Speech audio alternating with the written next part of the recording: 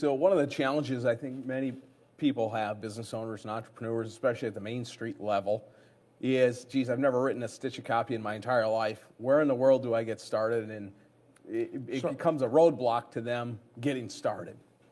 So they maybe just haven't put it down on paper.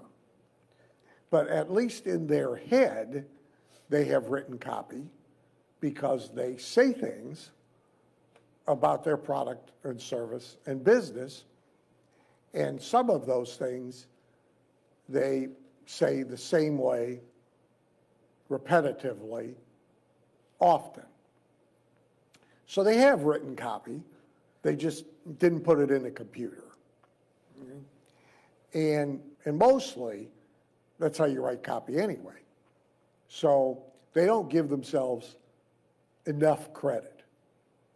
If you can present what it is that you do effectively, person to person, or person to group, or you have a salesperson who does that, you have the basis for copy for long-form sales letters. And often, a pro copywriter will want that as part of the raw material he or she will use. They'll want a recording, a transcript of what is being said now in order to sell the product or service. Beyond that, there is on a relatively unsophisticated level, which often is more than good enough for the arena it has to compete in. John Francis Tide, great copywriter, said that in the land of the blind, the one-eyed man is king. This now has new meaning to me over and above for those who don't know, I'm blind in my right eye. But what he meant was, if you own 6 dry cleaner stores and you're competing with other dry cleaners, you don't have to be Dan Kennedy or John Carlton or Gary Halbert reincarnated in order to succeed as a ad copywriter for your own business. You just have to be significantly better than the other dry cleaners, and that's not a big hurdle to get over because they either don't do it at all or they're no good. You don't have to. There's a spring football league. I don't know if you even know it, but there's another one. I watched a game Saturday, the first game of the season, by the way. There's people on these teams.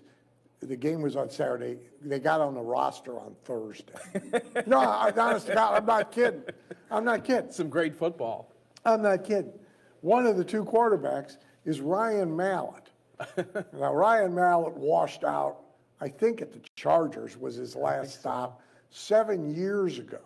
He's been coaching junior high school football in some small town somewhere.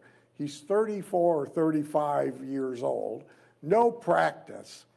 He's playing. And by the way, he looked pretty good. But think of the defense he's playing against, right? Yeah. I mean, he should look good, even as bad as he is. So, at a fairly unsophisticated level, there's fill in the blank, color inside the lines, paint by numbers, templates that you can use because there is an architecture to a sales letter. Now, on a very sophisticated level, there's more than one architecture. You may even choose to defy them for one reason or another. There's all sorts of optional psychological things you might do within the copy. And if you're going to compete with a national marketer, if you're going to compete in the nutrition space with national marketers, you're going to have to be that good. If you're going to compete in the nutrition space with your local health food store, you don't have to be that good. You just have to use the color inside the line stuff. Yep. Yeah, and if you take a look at, for instance, local business Facebook ads, even as an example, wide majority are really not very good. Yeah. Just a little simple application of the ultimate sales letter architecture and philosophy and headline writing and problem, agitate, solve, those things inside of a simple Facebook ad for a local business is much better than what the guy down the street's doing.